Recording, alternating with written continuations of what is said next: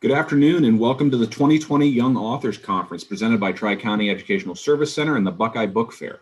I'm so glad that you've decided to join us today. My name is Andrew Johnson and I'll be your host for this session. Before I introduce our featured author, I want to make sure everybody knows how to navigate both the Buckeye Book Fair website as well as the Tri-County ESC Young Authors Conference website.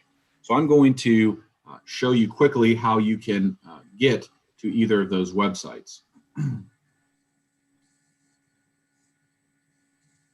So first, to get to the Buckeye Book Fair website, just type in buckeyebookfair.org. There you'll find tons of extra resources, the brochure for the 2020 Buckeye Book Fair, which is totally virtual, as you know, the author lineup, as well as the online bookstore. So I highly encourage you to check out these links whenever you get a chance. Additionally, if you are a teacher or student through Tri-County ESC, you can go to the 2020 Young Authors Conference Tri-County ESC website, and here you will find links to all of the Young Authors Conference presentations, as well as links to ask questions. So today's presenter is going to be right here, Roe Pimm, and if you're a student, you can just click this link, fill out the very short survey form, and we will answer your questions as soon as we have a chance to. And additionally, teachers, after you have completed a session with your students, you can click this link where it says for teachers and fill out that short survey, and you will earn a certificate that you can print off and display in your class.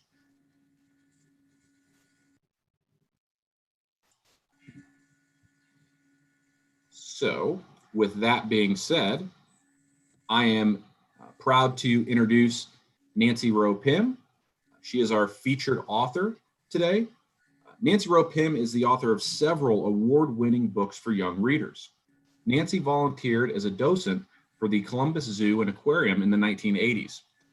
After she took an animal handling class, the zoo actually entrusted her with a van full of critters to take to local school assemblies. Another docent duty was to lead zoo tours. And while giving tours, Nancy discovered her fascination with gorillas, especially Colo and her family. In 2007, Nancy's first book, The Heart of the Beast, 8 Great Gorilla Stories, was published. A native of Brooklyn, New York, she currently lives in Plain City, Ohio, with her retired race car driver husband, that's pretty cool, 2 dogs, 2 cats, and a python named Monty. Today's session, Nancy's going to discuss the many different types of nonfiction writing that exists and how she actually goes about brainstorming for topics and ideas. Students, you'll also learn how to research, establish a hook, and organize data. You're also going to have a chance to discover how to make your own stories come alive with heart and voice. So without further ado, I will turn it over to Nancy. Thanks for joining us, Nancy. Thank you, Andrew. It's great to be here. I also like to thank the Buckeye Book Fair for inviting me here. And with that, I'm going to share my screen. I wish we could all be together physically, but we're going to have to be okay with being together virtually and talk about one of my favorite subjects. Okay. Which is writing books. So, and if you'd like to follow me, there's Nancy Roe Pimm on Twitter and my website. If you have any questions afterwards, you can contact me through my website at www.nancyroepimm.com. So, do you want to become a good writer? Well, some of my tips for that is pretty simple, just to be curious. Read lots of books. I read tons of books. I don't know if you can see behind me, but I have stacks and stacks of books everywhere. I read fiction and nonfiction. Why is it so important to be a reader, to be a writer? Well, you can become a better reader, right? If you read more, you're going to have good comprehension, which means you're going to understand what the story is about and be able to explain the story. You can improve and increase your vocabulary, which is real important. And of course, you learn more. Nonfiction, I love it because we like share our passions. Like I could teach you something that I love, you could teach me something you love, and we can learn from each other. And it's a great human-to-human experience that we can learn from each other. And another good thing, I know you guys are, I think, 4th and 5th graders. It seems like a long time from now, but The people who read the most do really good in the SAT and the ACT scores because of their reading comprehension and because of their great vocabulary. So it's a great time to start reading now. There's so many different types of nonfiction. The majority of published writing is nonfiction. I did want to show you one thing too. It's called Stone Soup. So if there are any writers out there, Stone Soup actually publishes stories written by kids. So this is called Stone Soup Book of Family Stories, kind of like personal narratives. Maybe you guys are working on personal narratives in school right now, but you can actually get published and just go to www.stonesoup.com and you can find out more about how to make this happen. So there's different ways to tell stories. So some of the types of nonfiction, narrative is my favorite because it's told like a story. It's going to have character development and a setting and a plot, and it's going to have conflict and all things that a regular book, fiction book has. Expository is more like informational text, which is great when you want to learn about something. It's kind of more like just the facts. Persuasive, I wrote a persuasive book, The Heart of the Beast. I read things like gorillas are like, beasts that can tear you from limb to limb. Well, the more I learned about gorillas, I learned that they're gentle, loving, caring family animals that they love and protect their family. So this whole book is persuasive, trying to persuade you with story after story to say that gorillas are sweet, loving animals. And then there's always a memoir, biography. I actually write other people's biographies. If I write an autobiography, that's about my life, but I write biographies like the Jerry Mock story, which is back here. Let me just grab that real quick. And then right now, the one I just wrote, Fly Girl Fly. And so the Jerry Mock story is a biography of the first woman who flew around the world. So there's all different ways you could tell stories. And a lot of people say to me, as a writer of nonfiction, where do you get your ideas? Well, I feel like they're everywhere. I get a lot of mine on the news, just being aware of what's around me, hearing other people talk about a story. And if something makes me say, wow, that's really cool, I'm going to jot it down. I always have a writer's notebook. So you keep your ideas in a writer's notebook. I just always go with a composition notebook because I wrote my first book when I was only 10 years old, and I wrote that book in a composition notebook. So I think that's why they're my favorite. I wrote this book when I was 10, Horses, Horses, Horses. So it's never too early to start. You just need a book and a pen, or nowadays with the computers. But I get my ideas in all different ways. So for those of you who say there's nothing interesting to write about, I'm just going to give you a few tips. How about embarrassing moments? Embarrassing moments can be funny. And if you tell them in the correct way, which I'm going to demonstrate today, the craft of writing, it can be really funny. Visiting relatives sometimes have embarrassing moments, and sometimes visiting relatives are just fun. You write about that. A trip taken. It could be a trip to the corner store. It could be a trip to Europe. But it's just all about how you tell the story.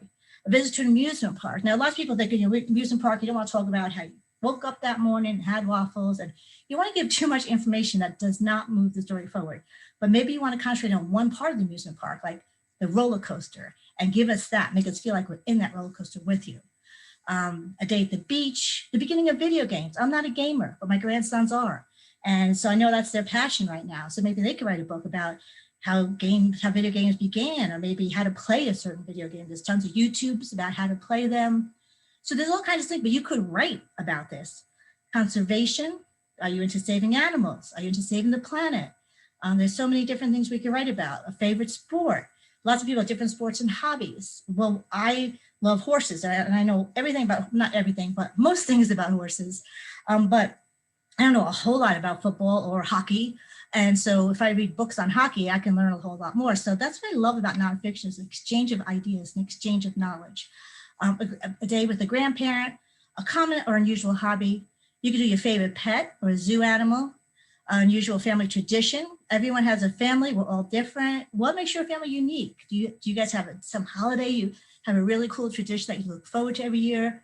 There's something you could write about, and something that maybe I could learn about that I didn't know from a different country or different culture. And once again, sharing ideas. A topic you'll learn about in school.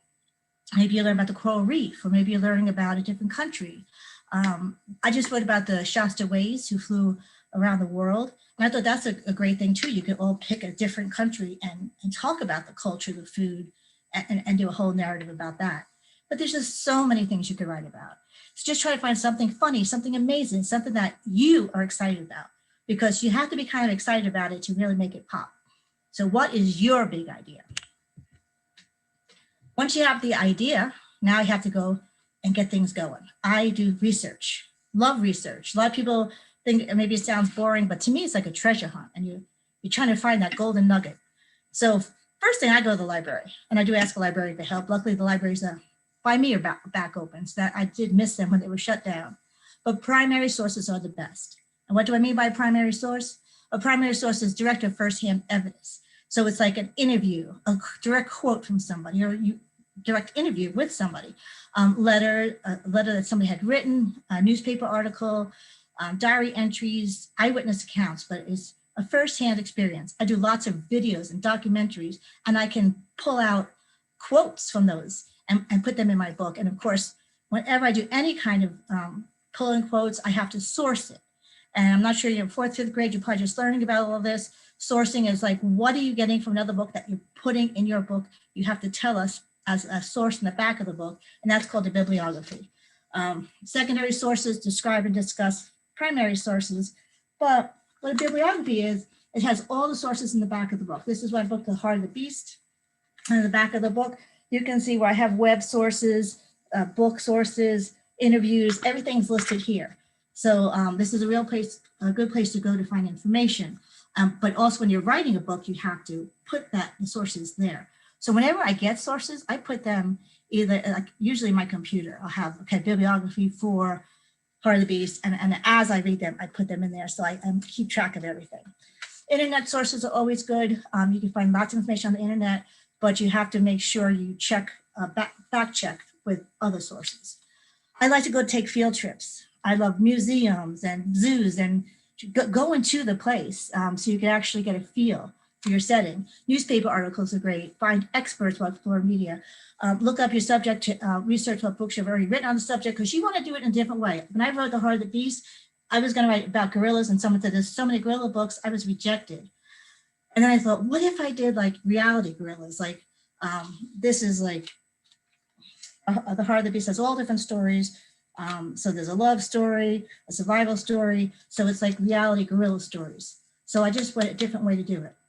So while I'm doing my research, I'm trying to figure out my book at the same time and record everything. Now, the other thing about the bibliography I want to tell you before we move on is when I'm writing a book, I go to other people's bibliographies and find out what books they used.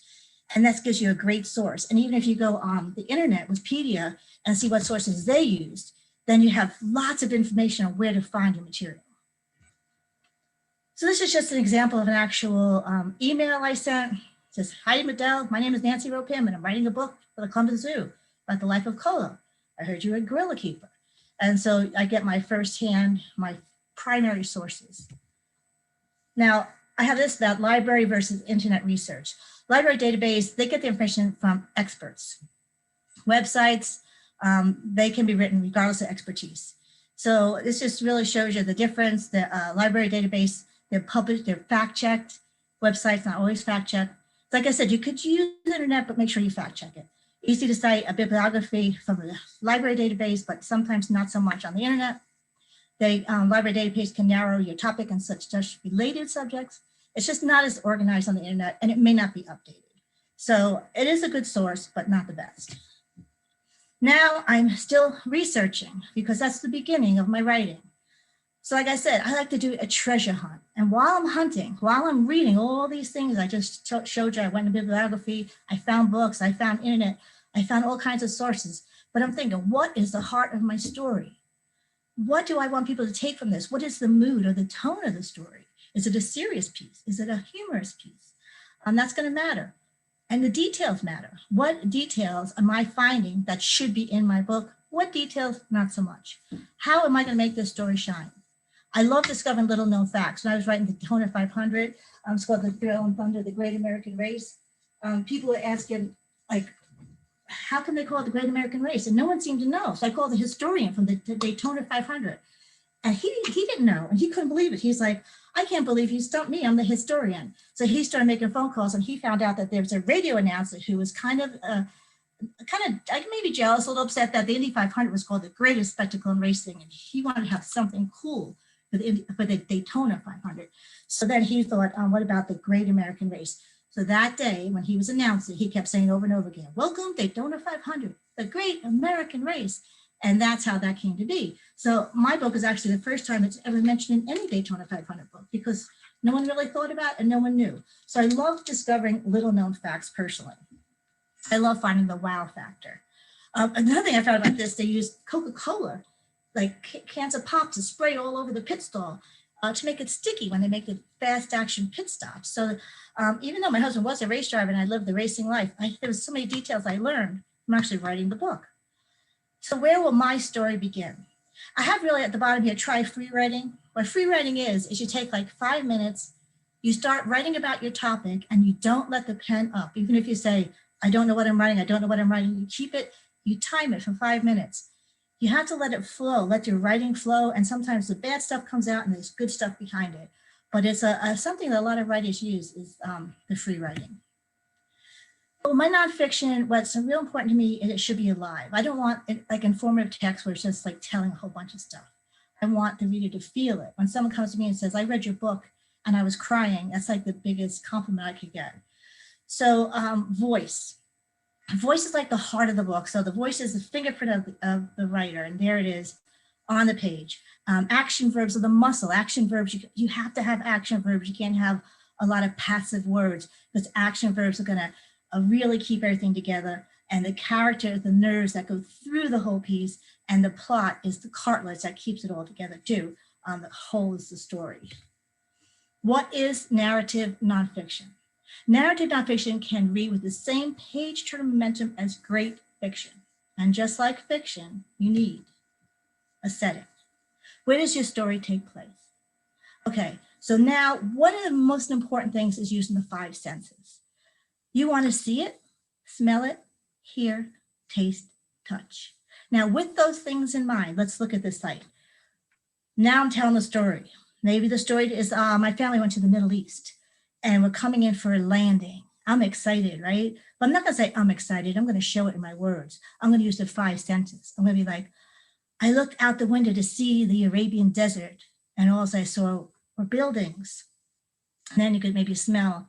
I could almost smell, maybe there was some kind of a food that you wanted, baba ganoush, I could almost smell it.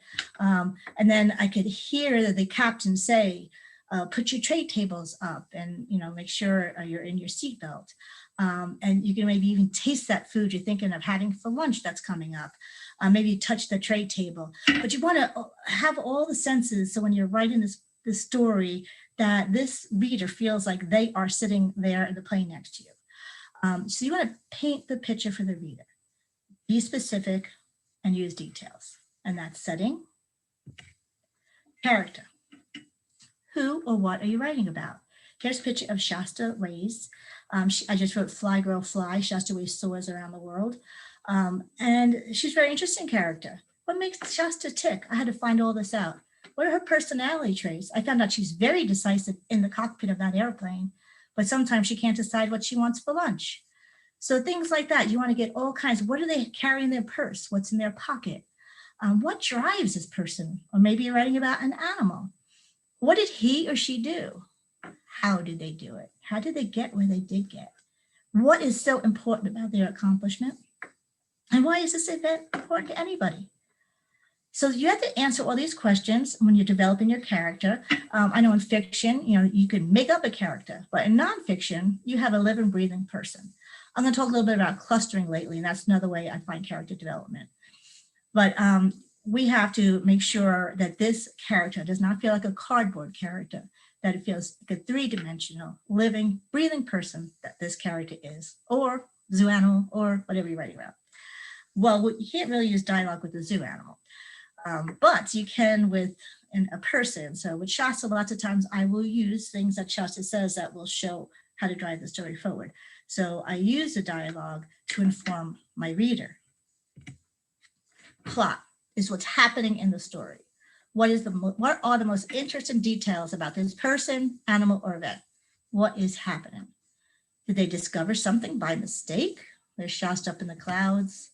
And then you have to have conflict. You can't just introduce us to a setting, give us a character, and then, and she lived happily ever after, because that is not going to be a book that anyone wants to read.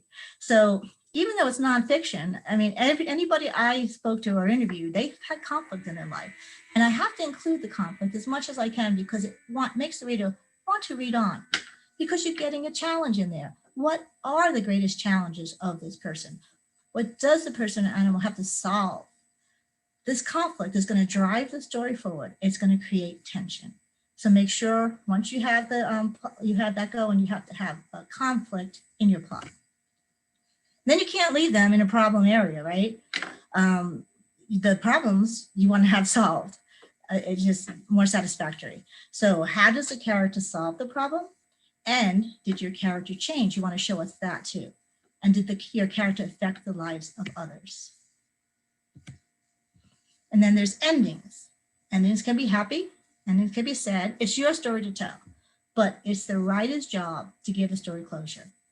And every story has a beginning, a middle, and an ending. But as a writer, you must begin with a hook. What's a hook? So here's a few examples of a hook. By the time Eustace Conway was 7 years old, he could throw a knife accurately enough to nail a chipmunk to a tree. Instead of saying like, Eustace Conway was really good with a knife. Isn't that a more satisfactory way to start the story? And doesn't it make you want to keep reading to find more about this character, this real, live, nonfiction character? How about this one? Every year, I bury a couple of hundred of my townspeople. Not about you, but I want to keep reading. Like, who does this? And what's happening here? And that's Thomas Lynch, undertaking life studies from the dismal trade. He's an undertaker. What if I told you could change the world by just changing a light bulb?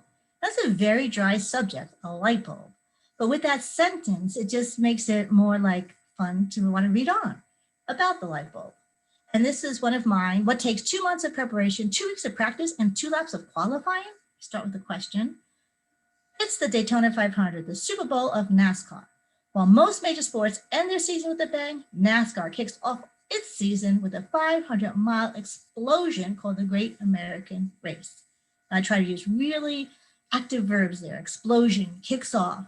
You want it active. You want the questions and the answers you want. I didn't just say, well, every year in February, people go to watch the Daytona 500 and root on their favorite driver. So this is a much more interesting way to begin the Daytona 500 book.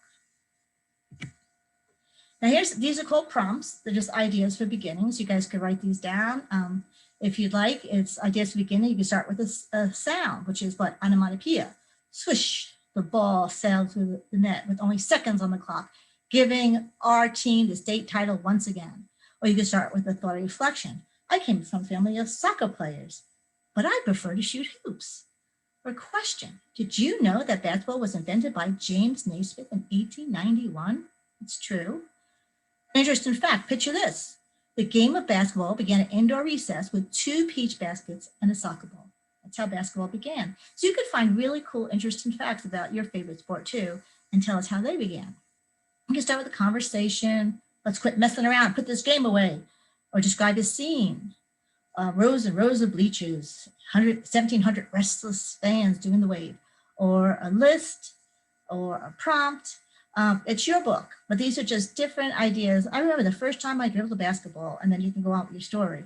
Or a memory. I always thought Michael Jordan was the best in the game. Then came LeBron James. So it's your story to write, but these are just prompts or ideas for beginnings. The secret of getting ahead is getting started. Now this one is the middle. We call it the messy middle. The messy middle, because sometimes you have a great beginning and then it falls flat. Now I think what really helps in the middle are details. So I want you to do this with me. If you can, I want you to participate in this by closing your eyes just for a second. So we'll close our eyes, and you're on a roller coaster. Now, lots of times, just wait 1 second before we close our eyes. Lots of times I say to someone, hey, how was the roller coaster? They say, it was awesome. Well, I want to know what was awesome about it. I want you to describe that roller coaster so I feel like, I'm sitting there in that seat next to you. Okay, so as a writer, I want you to do this. So you close your eyes and you go in, and all of a sudden you hear click. You use the onomatopoeia, the sound noise, and you say, oh no, now there's no way out. Why did I succumb to this peer pressure? Or you could have dialogue. You could look at your friend and say, why did you make me do this, right? And then you start going up, tick, tick, tick, tick, tick. And as I'm going up, I can't breathe. Maybe my stomach is flipping. What's happening physically? Am I smelling fear, my own fear, as it goes up and up and up? Remember, you want to use all those 5 senses. And then you get to the top and you feel like you're at the top of the world. And maybe I scrunch down in my seat because I don't want to be there and there's no way out. And I'm just trying to make myself small. And I don't want to fall out when we go down because I know what goes up must come down. So then all of a sudden, whoosh, maybe I scream, ah! Maybe I scream for my mommy. But anyway, I'm going down and I'm screaming and my stomach is flipping and maybe there's tears coming out of my eyes because I'm going so fast and maybe my cheeks are flapping. So I want you to describe it, give us lots of real good detail and make us feel that we are there, because details make your story pop. And you as a writer, it's up to you to paint the picture for your reader. Imagine in your head, close your eyes and write it down. And when I first start writing, it's not what's going to be in the book. First, you got to get it out. Dialogue can be in this too. Like I said, I can say to my friend, how did you make me get in this? Like, I hate roller coasters. You could use dialogue. It also reveals character without saying, Nancy Roe Pimm hates roller coasters, which I kind of am afraid of them. I could just say, what did you make me do this for? And once again, like I said, all 5 senses, and you want to use active verbs like I talked about in the Daytona 500 book, like explosion, kicks. You don't want to use the to be verbs. Be, am, is, are, was, were, being, been.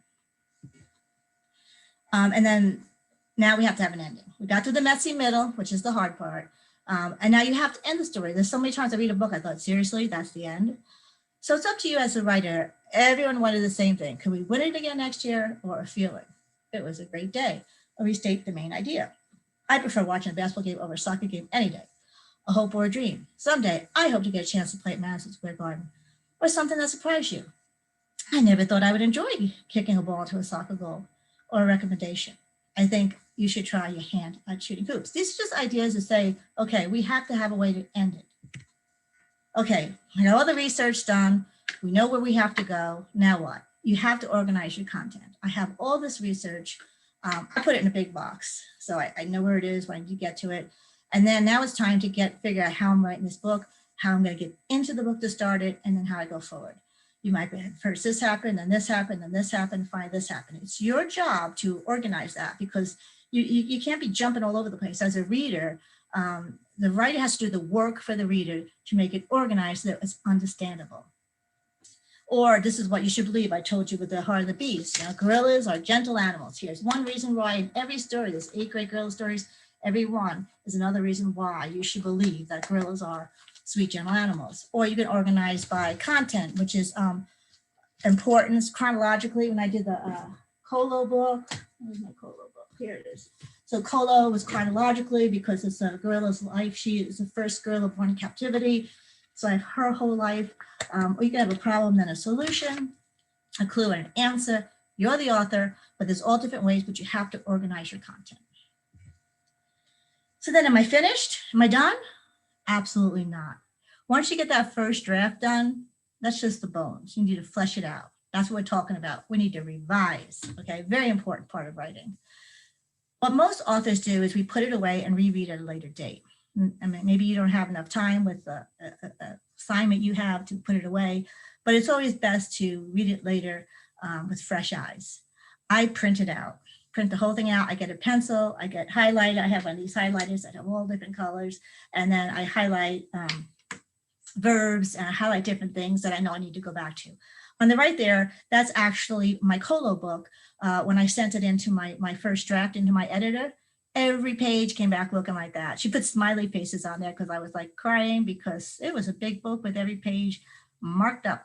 But that book actually, Colo's story, is a Choose to Read Ohio book. And plus it was chosen to represent the state of Ohio at the National Mall in Washington, D.C., which was a great honor. So if you do the work, usually it's a good payoff that it's going to make a much better book. So then Verb Pass is when I go through and make sure every verb is not passive and every verb is an active verb. So I'll go with my highlighter and I'll highlight every verb to make sure it's the best one. I try to get rid of unnecessary words. I make sure I have my voice in there, that you could feel my emotions through the text. And then I have it checked by experts. whoever I'm working with to make sure everything, since it's nonfiction, is true. And then I have my critique partners to make sure my writing is as best it can be. So, the one checks to make sure the content's true, and the other one checks to make sure the writing is well done. So you have to consider word choice and order of words. Does a sentence need to go somewhere else? There's so many questions. And if you look over there, she even tells me that's not kid talk. She has all kinds of suggestions. Here's another one to show you, like how she says, give us a bigger picture of the zoo that morning. She wants me to put you there, just like I was talking about the roller coaster, right? And this one, after all the backslapping, she says, describe this more. She wants to see the backslapping. Who was slapping whose back and what was happening? She was a great editor, right? So the first time I wrote it, I knew what I wanted to say, but the first time is never, it's just the first draft. And it's never something you really want to show others, but I'm showing you to show you that it starts out really messy. Use action verbs. Avoid passive verbs like was and were. I go through all my work and I highlight the passive verbs. Just to give you an idea, to make sure you understand what I'm talking about. Passive, the ball was thrown by the pitcher. Active, the pitcher threw the ball. See, I want to get, if you see any was, just try to get rid of it. Sometimes you have to have a was in there, but try to get rid of as many to be verbs as you can, because then I have the pitcher threw the ball, much active action. A passive verb highlights the object, and an active verb highlights the subject. So put the subject before the verb and use an active verb. Now, one big thing that writers always say when we're revising, show, don't tell. An example of this, there's a girl. She felt depressed, right? The girl was depressed. What if you said this is showing? That's telling. Yeah, the girl was depressed. Showing. She hunched over, eyes downcast, and a tear rolled down her cheek. Okay, now that we know the girl's depressed, but we are showing it, not telling it. How about the girl lumbered into the room and slumped down into her seat? So she lumbered, she slumped. So these words will help the reader understand the girl is depressed. I talked about this before. It's called clustering. So Shasta Ways, when I was working on her character development, I'm like, okay, what is it that I feel that the reader should know about Shasta? She was determined, yet she was shy. She was an immigrant, and she was a refugee, and she was fearful, and she was very family oriented, but she was persistent, right? So I have all these, this is called clustering. So I'll put the name in the middle, and then I'll have cluster bubbles all over. And for some reason, when you do this, it helps you think of more and more. And then when I'm doing my main character, I can look at my cluster bubbles. When I was writing the Smokey the dog that saved my life, I knew that it was a smart dog. But I didn't want to say, yeah, Smokey was a smart dog. So I used clustering. I put smart in the middle, and then I was like, well, it's brilliant, intelligent, brainy, clever. I said, that's it, clever canine. I have alliteration, clever canine, and I use that. So clustering helps us find our best words. And so for an assignment, if you guys want, you could put walk in the middle, like Maria walked into the room, and try to think of other words. I wish I could be there with you today and put it on a board, work together, but we'll hopefully do that in the future. We have to work together. Editors pull out the best of their writers, and teachers bring out the best in their students' EA team. Once again, on the right, there's more Colo story of being revised, right? Now, another way to revise, you want to get rid of unnecessary words. To be more specific, how about that night, Annie had hoped for s'mores for dinner, but her mom and dad served her hot dogs and beans. There's 20 words. Now, just to make it more concise, that night, Annie hoped for s'mores for dinner, but they ate hot dogs and beans, okay? So this just makes it more concise and present and better for reading. Another revision example. You want to talk about a girl falling asleep, and you want to just say, like, she tossed and turned all night. We talk about, once again, show, don't tell. It's your job as a writer to give more. So what I do is I close my eyes and I visualize. I think we've all had nights where we had trouble falling asleep. So I know that Shasta had trouble falling asleep the night before she was going to fly around the world. She got this email that said they didn't think she was going to be able to do it. The night before she flew around the world, she went out for a hamburger. Her stomach was upset.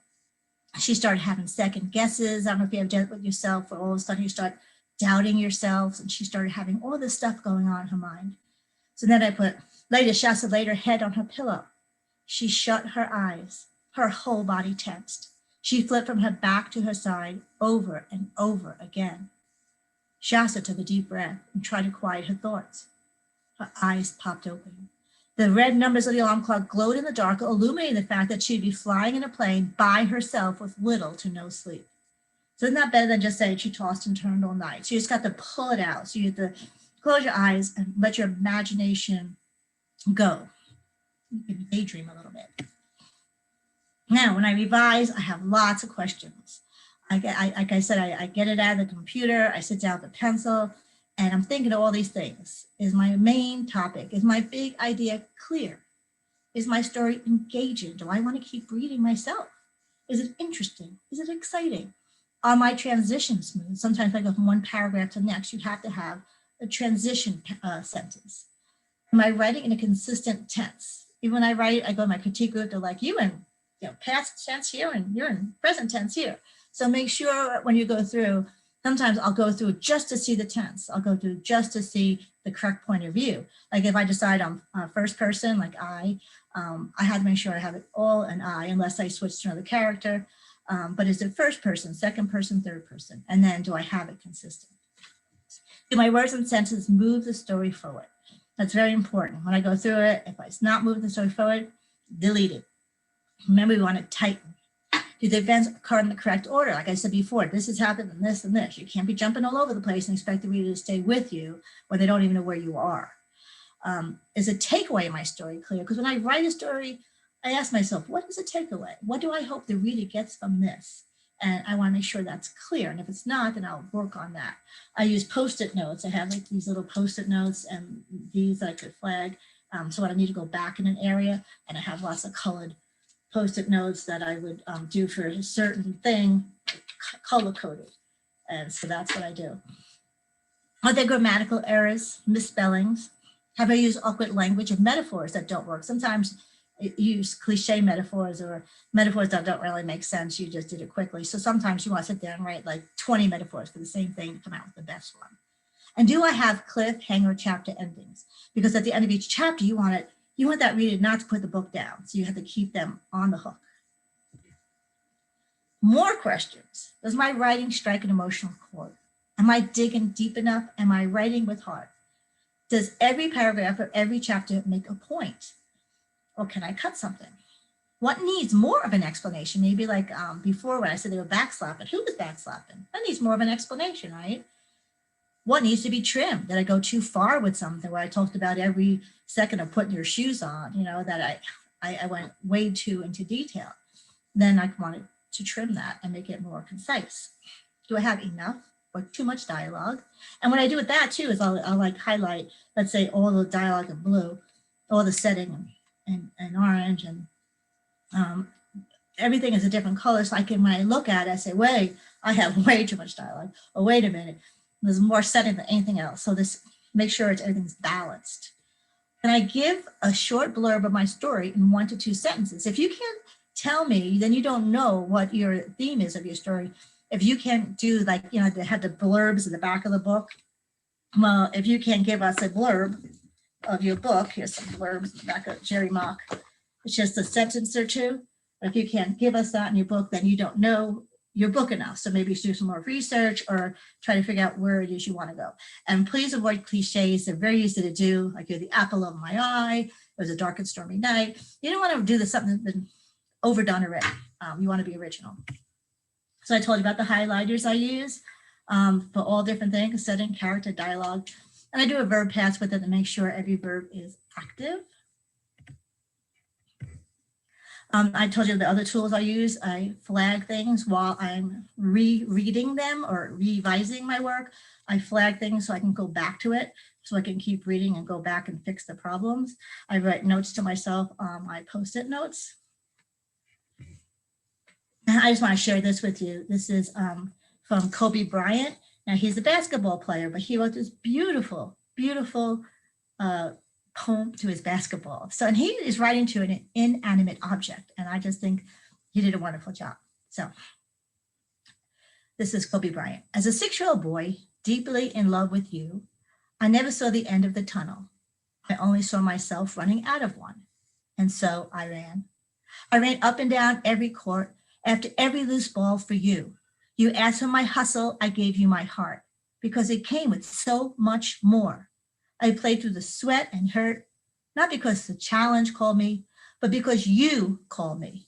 I did everything for you, because that's what you do when someone makes you feel as alive as you've made me feel. You gave a 6-year-old boy his Laker dream, and I'll always love you for it. I mean, I think that is just so wonderful and it's so heartfelt. And so that's what I'm talking about. Good writing can bring out something even inanimate. Now, personal narratives, I know it's like a 4th grade curriculum. I'm not sure about 5th grade. But if you want to do a personal narrative, it's just a small moment of your life.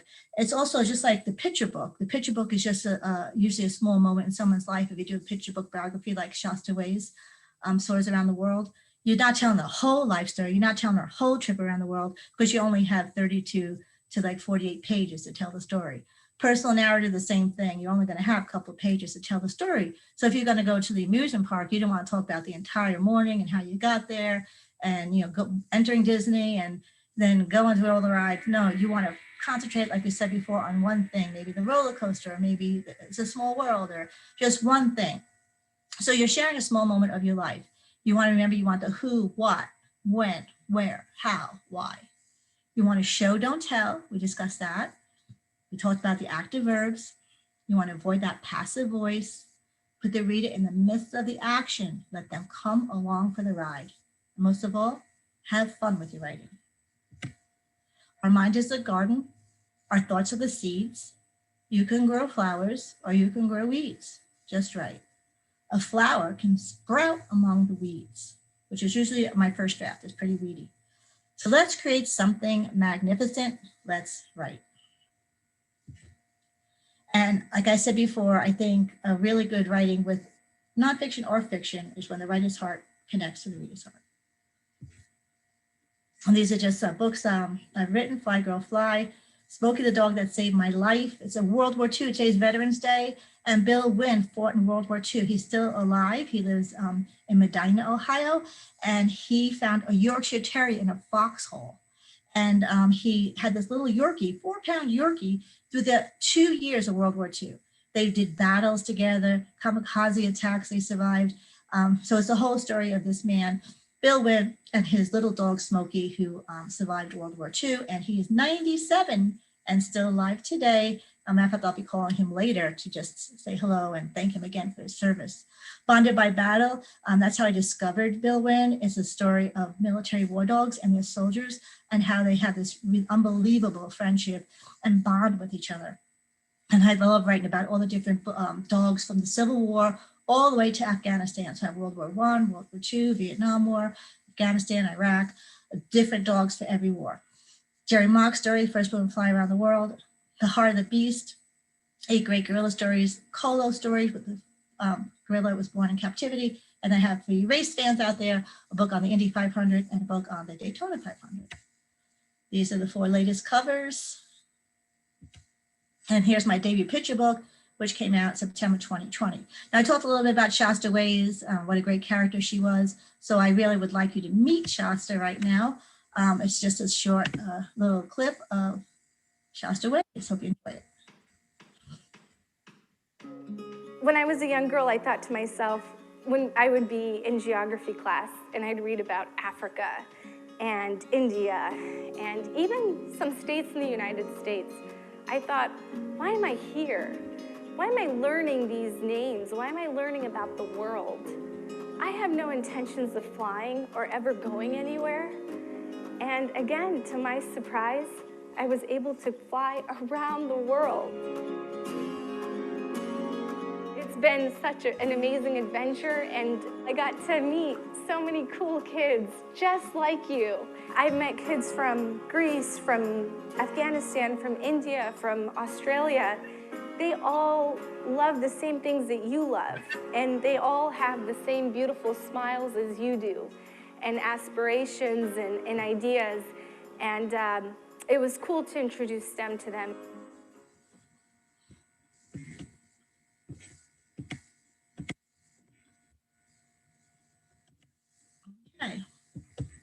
Well, there should be one more slide, but it's not working, but that is the last slide of my presentation. So I'm going to stop the share. Okay. So I don't know if there's any questions out there, Andrew. Yes, there are. There are a bunch of questions. So we'll get right into it. First question up.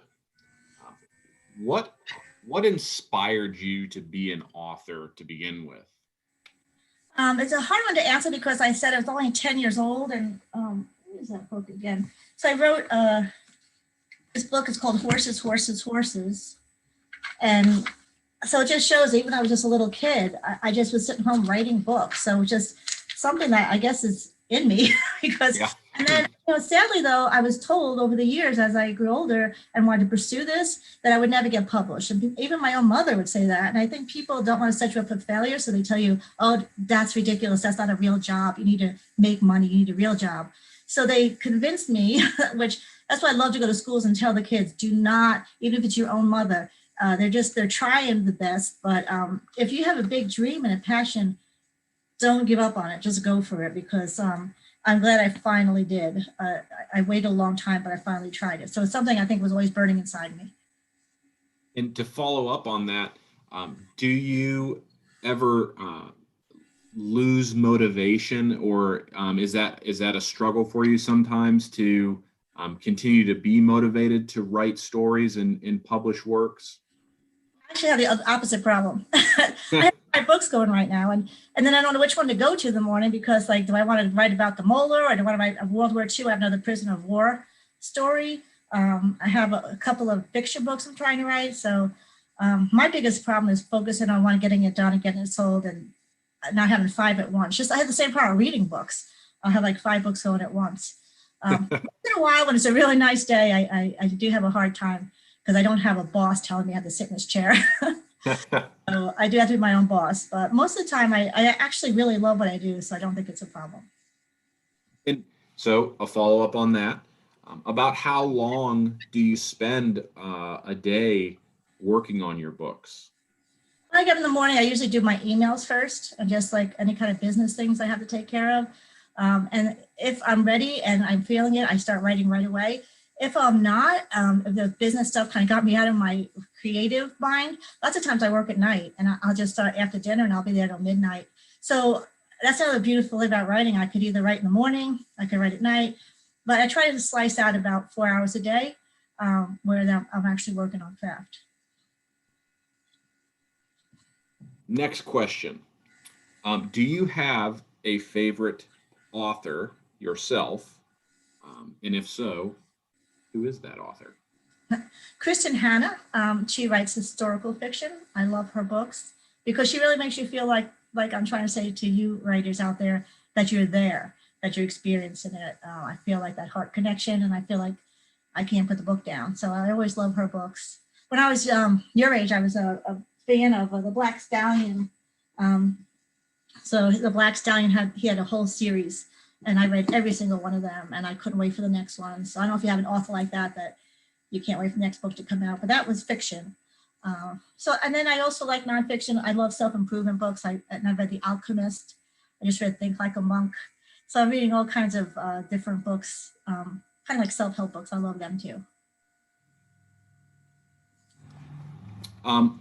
When did you publish your first book, or I should say, when was your first book published? Yeah, there was a mistake in the introduction that you said The Heart of the Beast. My first book was 2004, and it was the Indy 500 Inside Track. And this was funny too, because I first had it published. I was so excited that my first book published, and when it was time for them to send me the check, the publishing house went out of business, and I was like, "What? I finally get published." But the good news is I didn't quit, right? And I went ahead and I found a home for it. Someone had on the internet, they were looking for boys' books. They were looking for high interest books. And I sent them this, and they loved it and bought it. And the first one was called a work for hire. They give you like one check and you're done. And this was an advance, and then I get royalties for every book that's sold. So it was actually a better deal. But this was my first book in 2004. And my husband used to race at Indy 500. And actually, that's what made me do it, because I thought he was a farmer in New York State, and he wanted to be an Indy 500 driver. And most people laughed in his face. And then he did it. And he was in Indy 500 and he was in the Daytona 500. And I thought, well, if he could do that, why can't I get published? So if you have to see it to be it, right? And so when I saw that he could do it, I did it. And I'm hoping that you guys out there, if you have any dreams, aspirations, just, you can do it. Just follow your dream, read about it, study it, work at it, practice it, and don't ever give up. Just don't quit, and it'll happen. I'm a firm believer in that. Another question about your revision process here. Getting a lot of questions about asking how many times, if you had to put a number on it, how many times do you go through that revision process before a book actually gets published? And I know that probably sure varies. It does, and it's kind of a crazy question because I just read my new book, The Fly Girl Fly, and I was reading it aloud, and I was revising it in my head. I was like, yeah. What's that doing there? Like, so I never ever stop revising, I don't think, because I keep thinking there's a better way and into it, a better way to say it. But I revise and revise and revise and revise, and then I'll send it to my critique group, and then they'll send me notes, and then I'll revise some more. And then I said to my editor, and they have readers. I'll have like 3 readers, and then they'll send me notes, and then I revise more, and then I send it to the publishing house, and then they have an editor, assistant editor, copy editor, and then we revise more. So by the time it comes out, there's so many revisions. It's hard to count, but I've had books that I've done 20 revisions easily. But actually I like it because it's kind of fun making it better. It's almost like the potter and the clay, and you start seeing it shape up, and then you see how bad you started out. It's like, but you have to do that to get there. So yeah, absolutely. If you have a bunch of bad writing in front of you, because we all do, and it's the work of writing is forming it after you get it out. And that's the revision process. So the message is for students, don't complain too much when you have to do 1 or 2 revisions from your teacher, right? Exactly. And like that one, the Colo story, I really did cry. I'm not even making that up, guys. I cried because every page looked like that. I showed you my first draft. It was a mess, a hot mess. And so she was so good that she went through every page. And so instead of thinking that as a bad thing, think of it as a good thing, because it's going to be really good when you do the work. And then I got to go to Washington, D.C. That was like such a blast. There was 10,000 people there. I was in a tent with other, representing the whole state of Ohio. But it wouldn't have happened if I didn't have a really good editor and if I didn't sit there and do the work. So do the work. Do you have, of the books that you've written, do you have a favorite? I'm not supposed to. I really love Bonded by Battle because I'm a huge dog lover. I have an Australian cattle dog, and I had 2 dogs. One of my dogs just passed away, but I'm a huge dog lover, and I just love doing the research and kind of getting to meet those dogs. And I met the handlers who actually went to war with the dogs of World War II and the one of Vietnam and Afghanistan and Iraq. And it was great to meet those soldiers. So today's Veterans Day. I'm making some phone calls today because I've made friends through all those connections with the dogs and the soldiers. So I think that is my favorite. I'm working on Shasta right now. We just did that picture book, and now we're working on the middle grade. So middle grade YA. So we're in the process of just starting that. So maybe in a couple of years we'll have that on the shelves, and hopefully you guys can check that out. So it's gonna be more in depth of all the places she went and all the obstacles she faced as not only a woman doing something like this. She was also Afghanistan, where in her culture, women were expected to be wives and mothers and not belong in the cockpit of an airplane. So she had a lot of hurdles to jump and leap over to get where she did. And so this middle grade book is going to explore all that. And one last question. Mm-hmm. Have you ever thought that writing wasn't your thing, or did you ever get discouraged and kind of take some time off and come back to it, or have you always just been kind of on that path? No, I have gotten discouraged a lot. The weirdest thing happens when you get discouraged. Like, I would think, what am I even doing this for? This is like, I'm never going to get published. This is, and then I was at a conference, and this woman said, I'll put money on it. There's somebody out in this audience, Nancy Roe Pimm, and she's going to get published. And it just came out of nowhere. And it was an affirmation for me, like, okay, you gotta keep going, you know, but I was about to quit. And there was so many times I was about to quit that something like that happened that made me think, no, don't quit. So I hope on your journeys, you end up having the same things that will make you realize that you just shouldn't quit. I mean, nothing worth it is easy, right? And every struggle is just one more step towards publication, if that's what you're doing, or one more step towards your goal. So just think of every failure as the next step towards your goal, and you'll get there. Just don't quit. So I have something on my where is it? This is on my other computer. I don't know if you could see that. I